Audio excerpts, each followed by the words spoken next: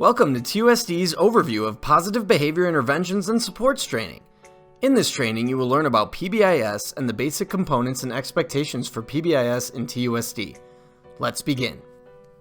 First, let's examine what PBIS is.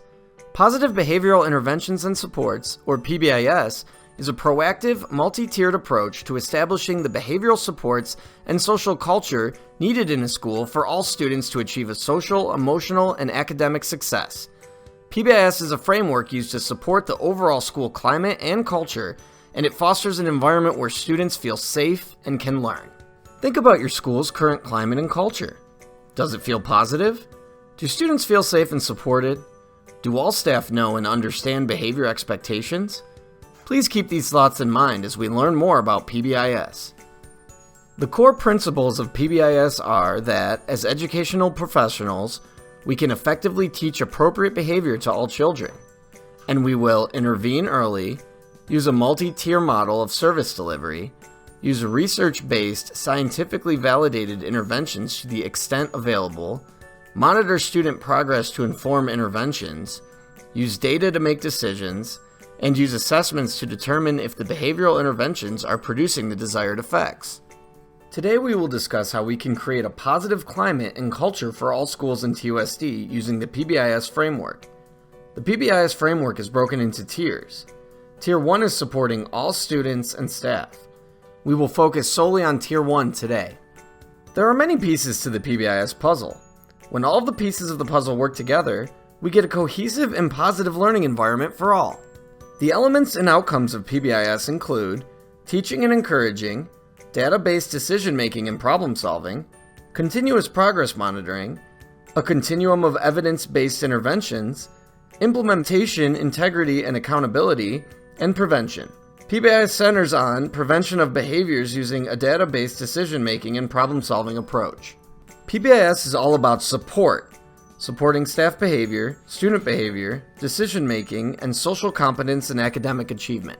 In Tier 1 of PBIS, we must identify and create the expectations we will expect from students and then teach, reinforce, and hold everyone accountable to those expectations. At your school, it is a collaborative effort to identify the expectations the school has for all the stakeholders. The PBIS team will work with the school staff to identify the expectations that align with the school's vision and mission. Think about the culture you want to promote at your school. Do the current expectations match? With PBIS, we can make the environment feel fun, colorful, supportive, and safe. Have fun with your system and ensure everyone knows the expectations by posting them across the campus. Here are just some examples of PBIS components at schools in TUSD.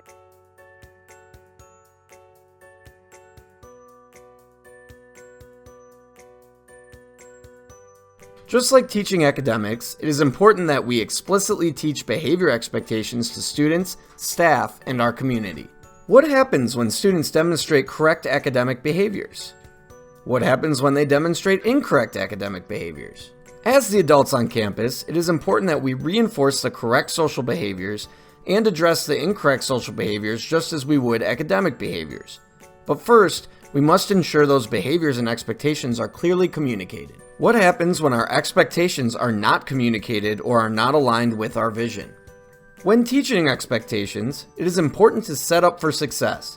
Create a lesson plan that outlines all of the components of the expectations, including activities for practice, the purpose, and modeling. Once the expectations have been identified and taught, it is important to display them for all to see. Let's take a look at some displays from around TUSD.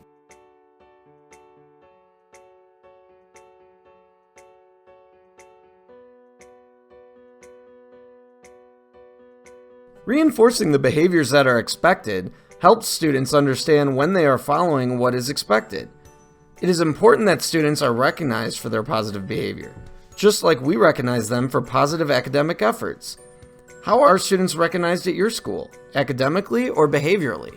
Part of reinforcing students is displaying the reinforcement for all to see and celebrate the positive efforts of those students. Let's take a look at how some schools in TUSD recognize their students.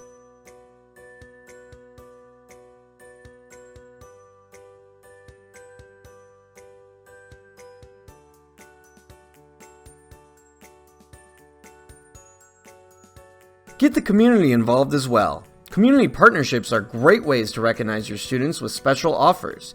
It also lets the community know more about your school and all of the great things you are doing for your students. We must hold ourselves accountable to our expectations. Think about your school. Is discipline consistent across all staff? Is it predictable across all staff? Is it equitable? With PBIS, all of these questions should have yes answers. The following slides will show the behavior flowchart and matrix to be used as part of the PBIS framework.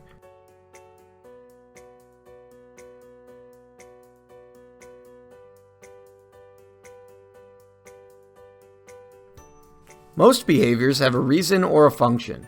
As the adults on campus, it is important for us to step back and try to identify what the function of the behavior may be. Then, we can identify an intervention to support that student in changing the behavior. Let's take a look at this student. What is she doing in the picture? Before we identify what we should do about it, we should try to determine why she is screaming. Maybe she's frustrated about something that happened at home, or maybe she's upset because she doesn't understand math concepts in school. Knowing the reason why will help us to support her further. Hopefully, with the right response, we can change the behavior and prevent it from happening again. Since all behavior has a function or purpose, we can use this to our advantage. We can reinforce the behaviors that we want to see increase. Positive reinforcement. If a person does something that is followed immediately with a reinforcer, then that person is more likely to do the same thing again when they encounter a similar situation. Positive reinforcer. Any event, when presented immediately after a behavior, that causes the behavior to increase in frequency is a reinforcer. If the behavior does not increase, then the event is not a reinforcer for that person. Positive reinforcement has been shown to be the most effective strategy for reducing or eliminating behavioral problems. Reinforcement is not bribery if you reinforce the behavior. Rewarding people can be bribery, and it will not increase a specific behavior. Positive reinforcers can be anything that will increase the behavior we want to see, and it can also be something as simple as a positive verbal praise. What positive reinforcers do you use in your classroom? What is used school-wide? Let's take a look at positive reinforcement in action. Are you finished? Well, thank you. How thoughtful. Would you like a chocolate? Yeah, sure. Thanks. Oh, sorry, Sheldon. I almost sat in your spot. Did you? I didn't notice. Have a chocolate. Thank you.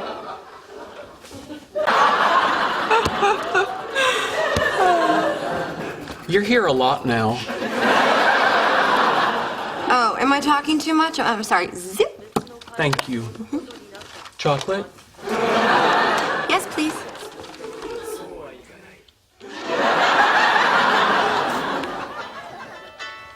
Oh, hey, Kim. Yeah, you know what? Hold on. Let me take this in the hall.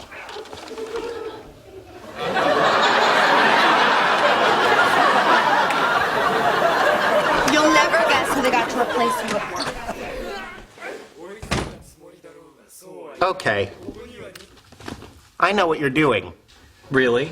Yes. You're using chocolates as positive reinforcement for what you consider correct behavior. Very good. Chocolate? No, I don't want To decrease a behavior, you must remove the positive reinforcement from the behavior.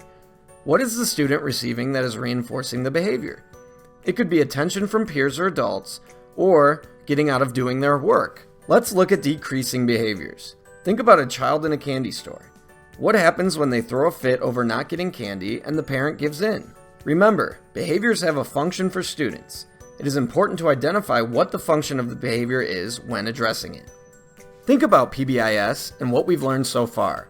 We really are shaping student behavior to the behaviors expected in a social school setting.